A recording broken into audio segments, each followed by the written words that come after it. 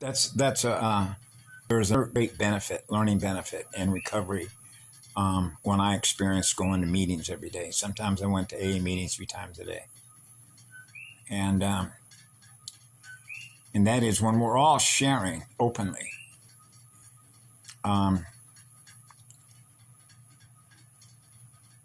all our life books, all our memories. There is a healing process that takes place about honesty. Because now more and more people in the room are experiencing how honest you are, and you're not afraid to share what you've done or what you've experienced. You share your experiences like you want to dump it. You want to dump it in a black hole. Get rid of it. That's not what I am. Clearing the memories, the healing process of clearing the memories. So everybody is pretty much sharing their stories. We're all sharing our stories in a room like that. Right? And you're hearing people speak or communicate, obviously, very horrific stories of what they've experienced. And this is where trust comes in.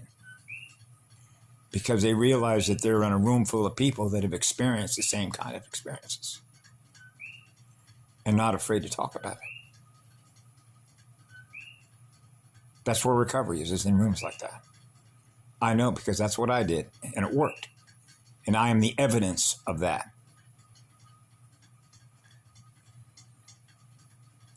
That's why I went in there.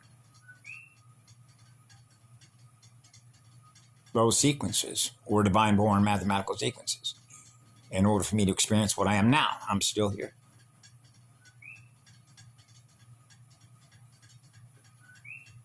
So I'm very familiar with the process of recovery.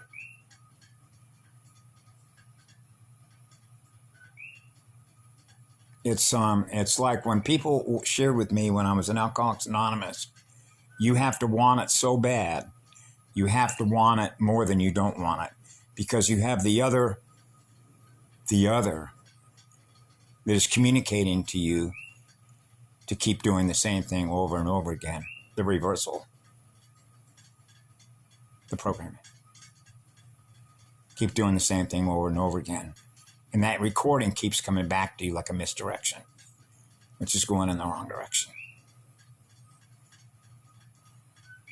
And you get it daily. That's why there was a saying in there. Even if, no matter how hard you're being hammered, the mental field, just don't drink. Just don't drink. You're not going to do that ever again.